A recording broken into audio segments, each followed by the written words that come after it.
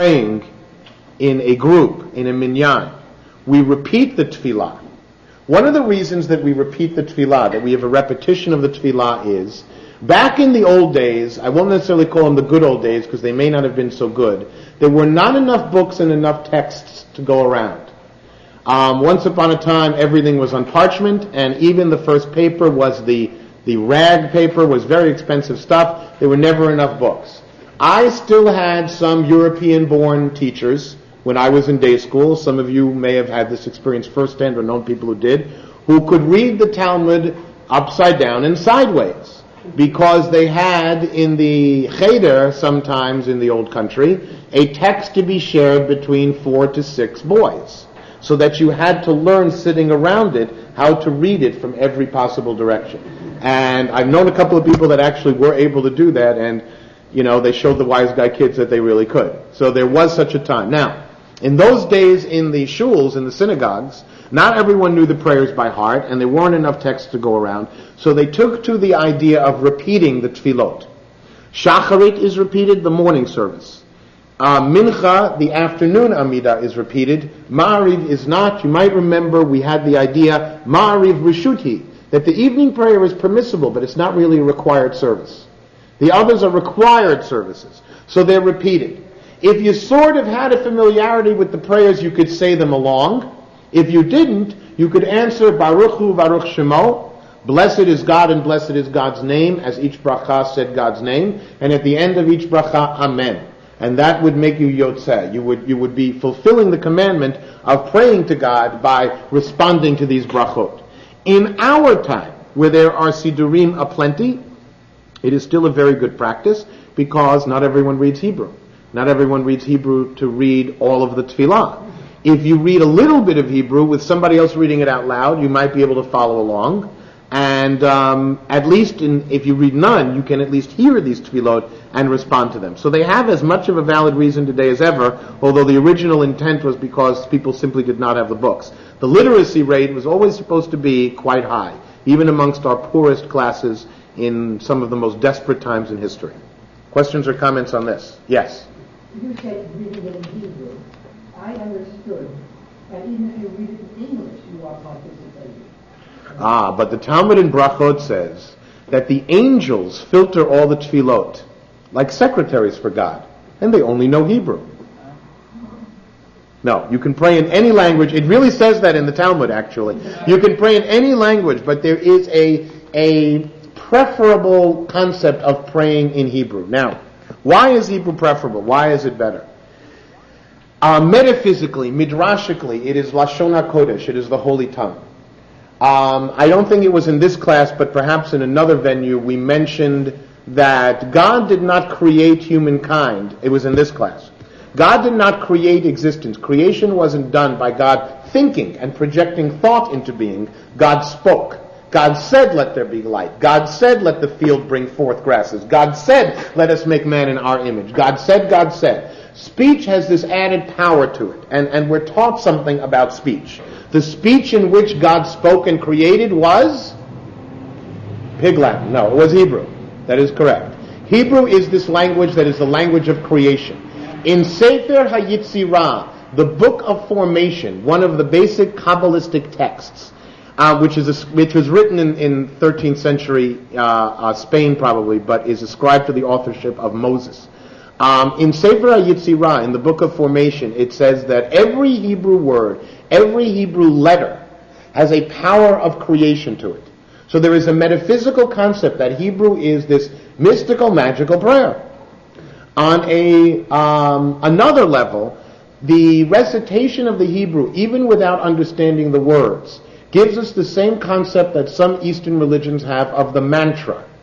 Now, a mantra is usually just a single syllable, sometimes a very few simple ones, rather than pages and pages of text. This is a lot less mundane than repeating a single syllable or a few syllables again and again. You're repeating a whole tefillah 3 times a day. So it's far less of a repetition. But at the same time, the sounds itself are supposed to make some sort of a vibration upon the being, the soul, the higher self, the mind. And that's even without understanding it, although it can be enhanced by an understanding. There is a concept also that a superficial understanding of the text of the Siddur is worse than none. Because if you have no understanding, you will feel the vibrations of the sacred words. If you have a deep understanding, you will be able to become intimately involved with the tefillah. If you have a superficial understanding, you'll be distracted by superficial meanings. You won't get either value. But if you read it in English, then you have a deeper understanding. Now, the idea is to study the English as much as you can in order to enhance your praying of the Hebrew, so that you can. There's certainly nothing wrong with the English if the Hebrew words can't be said. There is one final pragmatic concept to the value of the Hebrew in the prayer, and that is that it connects the person praying with every other Jew in the world. Not just every other Jew now, but every other Jew that has ever been, and God willing, will ever be yet to come. Not even if they're saying all the same words, but saying it in the same tongue. That connects us to them. And I tell again a story that has, I think, a little bit more relevance in the last 6 months, but I used to tell this story. Nobody ever heard of the city of Kabul, Afghanistan. Now we've all heard of it. I had a teacher of mine who, I think it was in the late 70s, before the communist incursion. He visited Kabul. He found the only synagogue that was there. He made 10th man in the minyan. They didn't know what this guy was from Adam. He didn't know what they were. But he was able to find the page on the Siddur. He was able, even though the pronunciation was drastically different, to follow the tefillot. He was able to understand when he was called for an aliyah. They were able to more or less understand his name when he gave it to them. When he recited the brachot, they were all looking at each other, but they were able to hear where to answer amen. He was more or less able to follow the reading, and as disconnected as these people could possibly be from cultures that might have been from other planets, there was still this one connection that was the language, and the language of prayer. And a question. Yes, about saying Amen after the blessing. If somebody is performing an act such as lighting candles, and says the blessing, do people who are standing by say Amen? They should. Anyone who hears a bracha should say Amen, even if they're not participating. In other words, I came, I said my motzi, I'm sitting and having my meal. 10 minutes later, somebody else walks in and says a motzi. I can say Amen to their blessing, even though it has no relevance to anything that I'm doing. What does Amen mean? Why do we say Amen and not our women? Because we sing hymns and not hers. That was in memory of my father, Allah Shalom, it was his favorite. Okay. Amen has an acronym to it that we place to it. The Aleph Mem Nun stands for El Melech Ne'eman, God the faithful King. Amen also has the same root as emunah, faith. Amen means, I believe it so.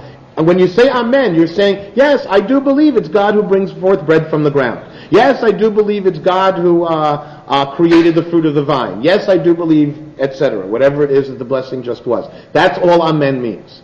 But by putting your emunah, by agreeing, so to speak, with the blessing, you can also thereby participate in the mitzvah of that blessing. Because what is a blessing, as we mentioned the first time? It's a prayer of acknowledgement. That's what a blessing is. When you say Amen, you're joining in on that acknowledgement. Any other question? Yes? I agree that it's very important that you be able to pray in Hebrew. But what is about the situation where it has tremendous implications, I think, for the relationship of man to God? Because if he prays in Hebrew within the context of the regular Hebrew service, which should be conducted in Hebrew, yes, then that's one kind of relationship. But it has implications for a direct relationship if he wants to pray to God directly, let's say, outside the service. Perfect. This is similar to what Rav Nachman said when he told his students that the prayer that they do at the end of the Amida, the spontaneous prayer, must be in Yiddish. Mm-hmm. Now many Hasidim will say because the Yiddish is a heilige lashon, but it isn't. It's because Yiddish was what they thought in. It was their most facile language. It was closest to them. It was where you had your most intimate relationship. Now what's the difference? When Maimonides discusses this in the Mishnah Torah, he says the difference between fixed prayer and spontaneous prayer is addressing your parents in a formal setting and addressing your parents in an intimate setting. Now, we barely have an address for our parents in a formal setting, but in many languages, and I think Yiddish is one of them, you